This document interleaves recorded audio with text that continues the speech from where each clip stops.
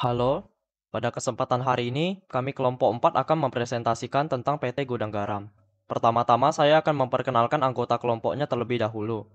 Yang pertama terdapat Kevin Charles, selanjutnya Niki Nicholas, selanjutnya Ricky Wijaya, selanjutnya saya sendiri Victor Franky, selanjutnya Muhammad Ilham, selanjutnya Didi Santoso, dan yang terakhir Rio Fernando.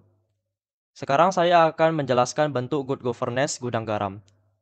Berawal dari industri rumahan, perusahaan kretek gudang garam telah tumbuh dan berkembang seiring tata kelola perusahaan yang baik, atau bisa disebut juga good corporate governance.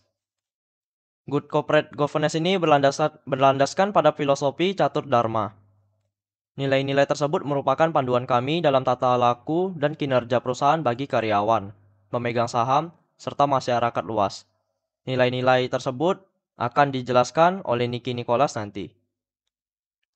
Selanjutnya kita bisa melihat di sini terdapat salah satu pendiri PT Gudang Garam, yaitu Surya Wono Wijojo, meninggal dunia pada 28 Agustus 1985, dengan meninggalkan kesan mendalam bukan hanya di mata karyawan, melainkan juga di hati masyarakat Kediri dan sekitarnya. Beliau merupakan seorang panutan yang menanamkan nilai-nilai luhur bagi perusahaan, yang dituangkannya ke dalam catur dharma perusahaan. Sekian dari saya, terima kasih. Struktur yang dianut oleh PT Gudang Garam adalah struktur organisasi garis, di mana Dewan Komisaris sebagai badan non-eksekutif yang mewakili kepentingan seluruh pemegang saham dan berperan mengawasi manajemen perusahaan. Nah, Dewan Komisaris sendiri terdiri dari Presiden Komisaris yaitu Juni Setiawan Wonowijojo dengan Komisaris yaitu Lukas Mulia Suharja, Komisaris Independen Prengwe van Gelder, dan Komisaris Independen yaitu Gotama Sonata.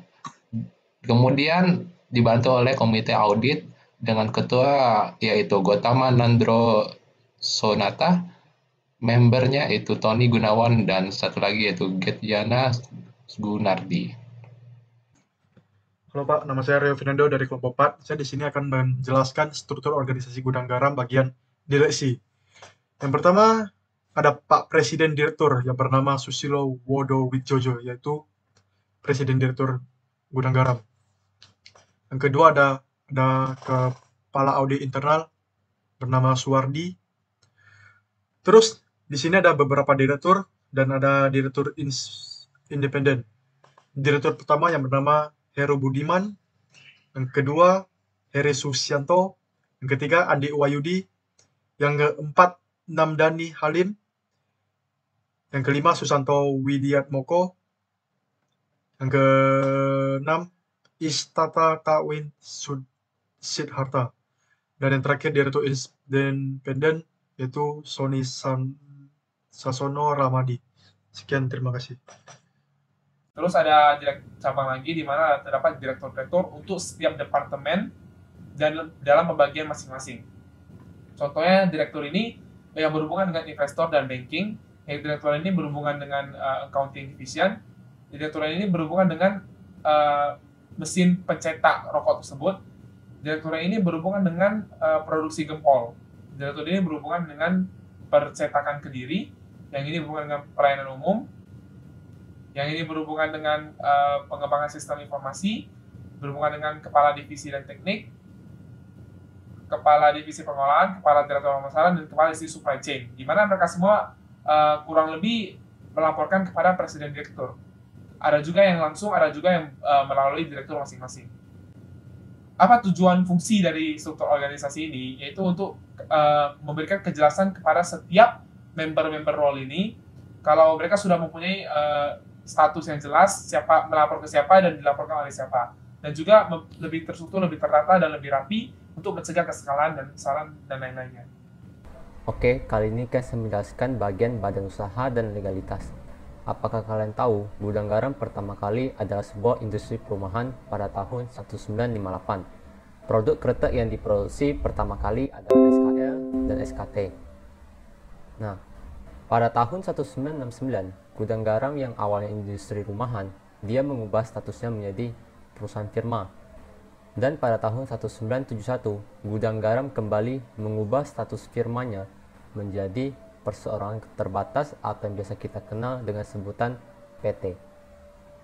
Pada tahun 1990, dia mencatat sahamnya di Bursa Efek Jakarta dan Bursa Efek Surabaya. Gara-gara hal tersebut, Gudang Garam merubah statusnya menjadi perusahaan terbuka atau yang biasa kita kenal dengan TBK. Nah, jadi pada saat ini jenis badan usaha Gudang Garam sekarang adalah perusahaan terbuka karena sudah ada beredarnya saham-saham dan kita bisa memperjualbelikan saham Gudang Garam.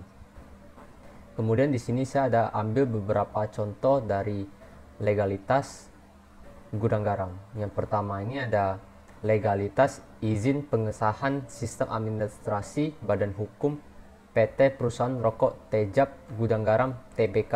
Pada saat ini dia ada TBK di Kota Kediri pada tanggal 9 Oktober 2015. Nah, ini adalah contoh bukti bahwa surat legalitas Gudang Garam di mana pengesahan sistem administrasi Badan Hukum.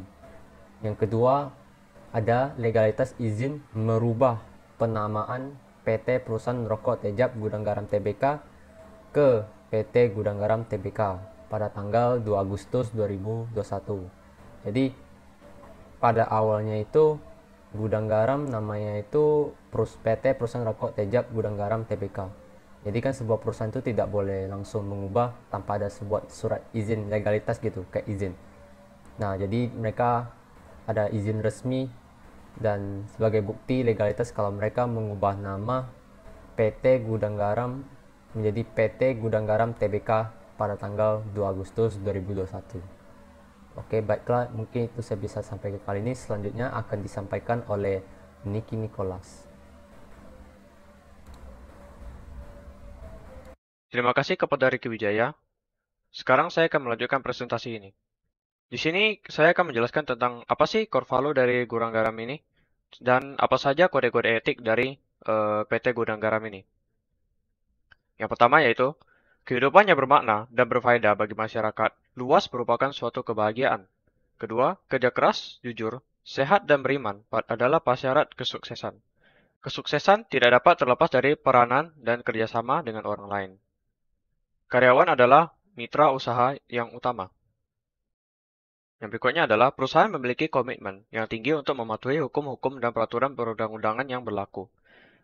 Prinsip pelaksanaan tugas didasarkan pada kewajiban menjalankan amanah yang diberikan oleh pemegang saham dan perusahaan.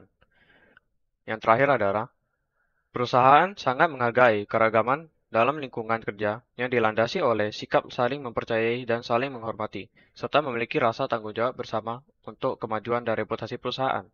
Jadi, nilai-nilai dan prinsip-prinsip tersebut dimanifestasikan dan dibingkai dalam ketentuan-ketentuan kode etik yang menjadi pedoman perilaku bagi direktur, anggota dewan komisaris, dan semua karyawan perusahaan, yang didasari dengan semangat kepatuhan terhadap hukum dan peraturan perundang-undangan yang berlaku di Indonesia.